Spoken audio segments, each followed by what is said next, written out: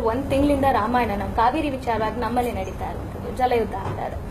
ಏನ್ ಹೇಳ್ತೀರಾ ಕಾವೇರಿ ವಿಚಾರವಾಗಿ? ಇದು ಪರಿಹಾರ ಕಂಡುಕೊಳ್ಳುತ್ತೆ ಅಂತ ಅನ್ಸುತ್ತಾ, ಅಥವಾ ಸುಪ್ರೀಂ ಕೋರ್ಟ್ ತಪ್ಪ, ಅಥವಾ ಹಠ ಹಿಡಿದಿರೋದು ಯಾವ್ದು, ಕರ್ನಾಟಕನ ತಮಿಳುನಾಡ, ಏನ್ ಅನ್ಸುತ್ತೆ? ನಟ, ನಿರ್ದೇಶಕ, ನಿರ್ಮಾಪಕ ಪ್ರಕಾಶ್ ರೈ ಇದೊಳ್ಳೆ ರಾಮಾಯಣದ ಬಗ್ಗೆ ಮಾತಾಡ್ತಾ ಇದೀವಿ, ಸಿನಿಮಾದ ಬಗ್ಗೆ ಮಾತಾಡ್ತಾ ಇದೀವಿ.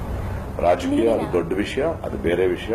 ನೀವು ಅನ್ಕೊಂಡಷ್ಟು ಚಿಕ್ಕ ವಿಷಯ ಅಲ್ಲ, ಅದು ತುಂಬಾ ಆಳವಾದ ವಿಷಯ. ರೈತನ ಸಮಸ್ಯೆ ಬರೀ ನೀರು ಮಾತ್ರ ಅಲ್ಲ, ಬಹಳಷ್ಟು ಸಮಸ್ಯೆಗಳಿದೆ. ತುಂಬಾ ಗಂಭೀರವಾಗಿ ಮಾತಾಡಬೇಕು. ಈ ತರದ ಕಾರ್ಯಕ್ರಮಗಳಲ್ಲಿ ಸುಮ್ಮನೆ ಬಾಯಿಗೆ ಬಂದ ಪ್ರಶ್ನೆ ಕೇಳಿ ನನ್ನನ್ನು ಹೇಳಿಬೇಡಿ. ಇದನ್ನ ರಿಲೇ ಮಾಡಬೇಕು. ಒಬ್ಬ ನಟನಾಗಿ ನೀವು ಒಂದು ನಿಮಿಷ ಸ್ಟಾಪ್ ಇಟ್. ಏನ್ ಸಿಗುತ್ತೆ ನಿಮ್ಗೆ ಇದರಲ್ಲಿ? Stop it. ಏನ್ ಸಿಗುತ್ತೆ ನಿಮ್ಗೆ ಇದರಲ್ಲಿ? ಮಾತಾಡ್ತಾ ಇದೆ, ಜನರು ಆಗಲೇ ಕೋಪದಲ್ಲಿದ್ದಾರೆ, ನೋನಲ್ಲಿದ್ದಾರೆ. ಸಿನಿಮಾ ನಟನಿಂದ ಇದರ ಬಗ್ಗೆ ಏನೋ ಕೇಳಿಕೊಂಡು ಇದು ಯಾಕೆ ಬರುತ್ತೆ ನಿಮ್ಗೆ ಈ ಕೆಟ್ಟ ಬುದ್ಧಿ? ಇದಲ್ಲ ಸಮಯ, ಇದಲ್ಲ ಅಲ್ವೇ?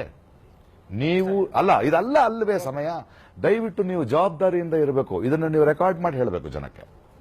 ನಿಮ್ಗೆ ಯಾಕೆ ಆ ಜವಾಬ್ದಾರಿಗಳಿಲ್ಲ? ಬಾಯಿಗೆ ಬಂದಂಗೆ ಯಾಕೆ ಕೇಳ್ತೀರಿ? ಯಾವ ಸಂದರ್ಭದಲ್ಲಿ ಯಾವ ಪ್ರಶ್ನೆ ಕೇಳಬೇಕು ಅನ್ನೋ ಒಂದು ಬೇಸಿಕ್ ತಾಳ್ಮೆ ಇಲ್ದಿದ್ರೆ ತಪ್ಪಲ್ವಾ ಅಮ್ಮ ಮಾಡೋದು? ನಾನೇನ್ ಪಾಪ ಮಾಡಿದ್ದೇನೆ ನಿಮಗೆ? ಅಲ್ಲ, ಯಾಕೆ ಹೇಳಿದ್ದೀರಿ ಅನ್ನೋಸಲಾಗಿ?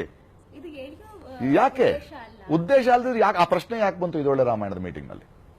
ನಾನು ಕೇಳ್ತಿರೋದಷ್ಟೇ. ನಿಮಗೆ ಯಾಕೆ ಬೇಕು? ಅದು ಯಾಕೆ ಇಲ್ಲಿರುವಂತ ನಟರು ಅಲ್ಲಿರುವ ನಟರು ಯಾಕೆ ಬೇಕು ನಿಮಗೆ? ಎಲ್ರೂ ನಟರೇ, ಎಲ್ರೂ ಮನುಷ್ಯರೇ. ಸಮಸ್ಯೆ ಬೇರೆ ಇದೆ, ನಮ್ಮೆಲ್ರಿಗೂ ಗೊತ್ತದು.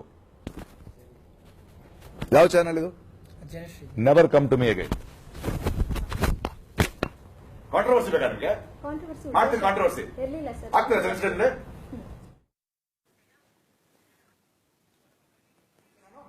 ಹೇಳ ನಿಮ್ ಕಾಂಟ್ರವರ್ಸಿಗಳ ಬಗ್ಗೆ. ನಾನು ಉದ್ದೇಶ ಇಲ್ಲದೆ ಯಾಕೆ ಬರುತ್ತಾ ಪ್ರಶ್ನೆ? ಜವಾಬ್ದಾರಿ, ನನ್ನ ಜವಾಬ್ದಾರಿ ಬಗ್ಗೆ ನೀವು ಮಾತಾಡಿ. ನಿಮ್ ಜವಾಬ್ದಾರಿ ಬಗ್ಗೆ ನಾನು ಪ್ರಶ್ನೆ ಕೇಳ್ತಾ ಇದ್ದೀನಿ. ಯಾವಾಗ ಕೇಳಬೇಕು ಅವಾಗ ಕೇಳಬೇಕು ಪ್ರಶ್ನೆ. ಯಾವಾಗ ಕೇಳಬೇಕು ಅವಾಗ ಕೇಳು. ಅದೇ ಉತ್ತರ ಕೊಟ್ಟಿದ್ದು ನಾನು ನಿಮಗೆ. Not interested. Okay sir, no problem. Thank you.